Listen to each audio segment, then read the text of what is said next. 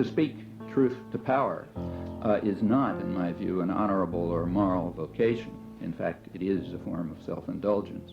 One should seek out an audience that matters, and furthermore, it should not be seen as an audience, that's already putting it wrongly, but rather as a community of common concerns in which one hopes to participate in a constructive way.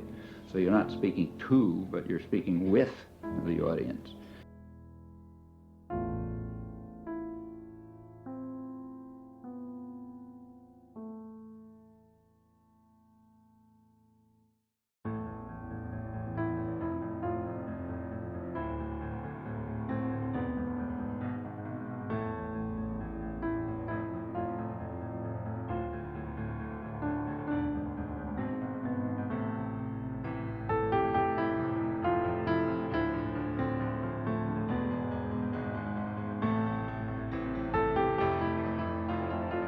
Well, again, all of that is second nature to any good teacher, and it should be so to any writer or intellectual. I mean, at least one who accepts minimal standards, again, of moral and intellectual integrity.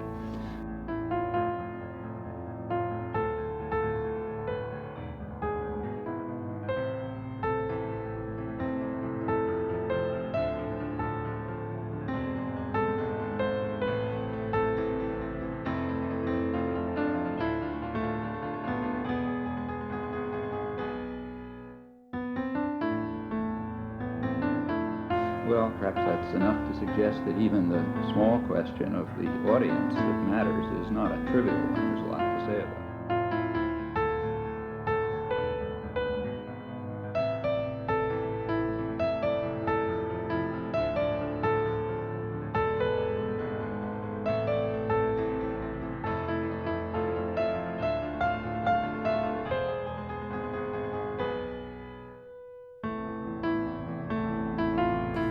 Commonly, and there's a big tradition in American social science about how you have to control the public mind because people are too stupid to understand what's in their interest, and only their leaders can understand what's in their interest.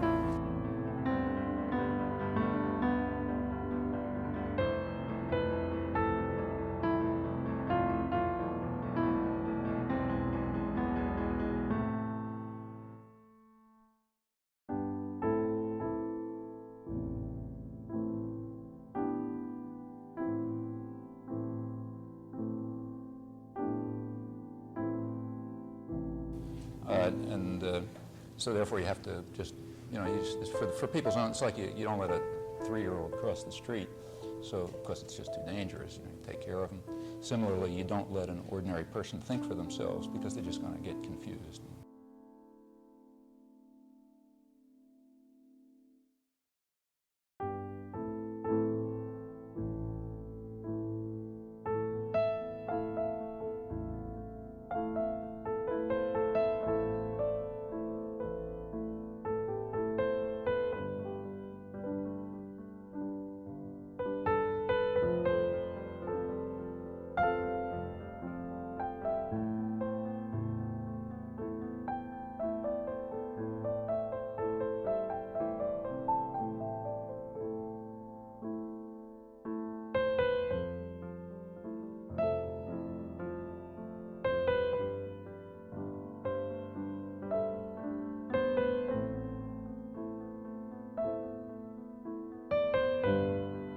Well, it's the kind of hostility that you have in the country is sort of interesting.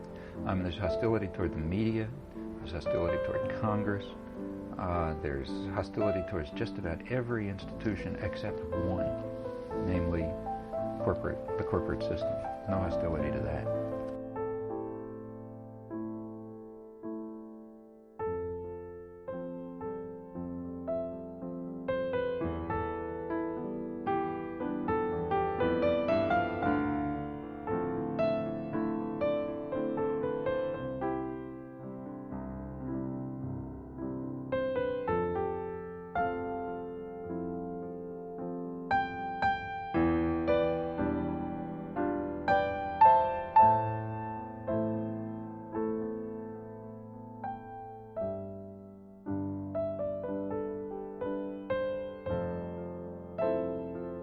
And that tells you exactly who runs the country.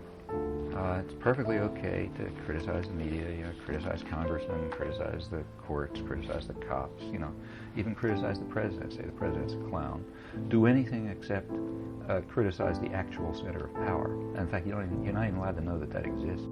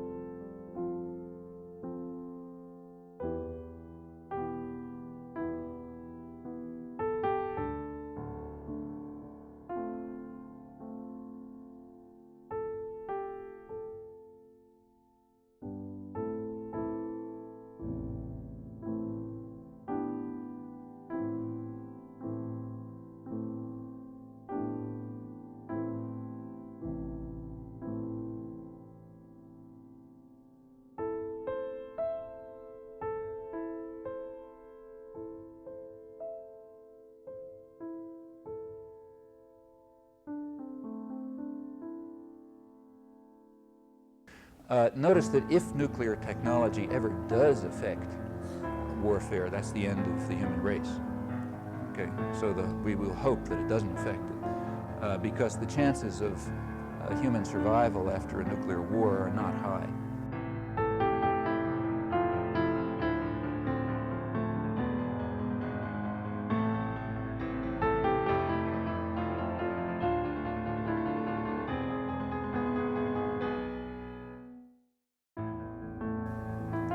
So the human race is at a funny point in its history.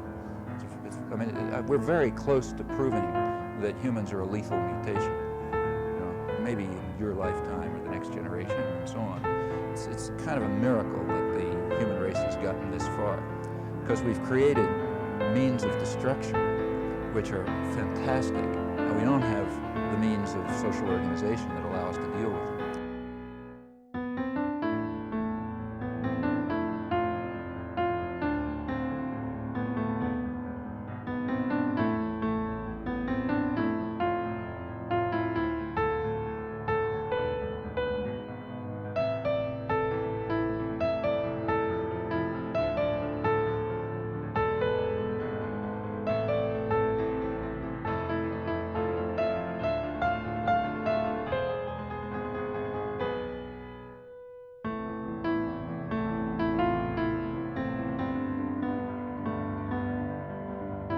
I think that there are good things about these internet communications, but there are also aspects of them that concern and worry me. These are intuitive responses. I can't prove it, but my feeling is that people are not Martians and are not robots, and that direct human contact and I mean by that face-to-face contact, is an extremely important part of human life and human existence, and developing of self-understanding and growth of a healthy personality and so on.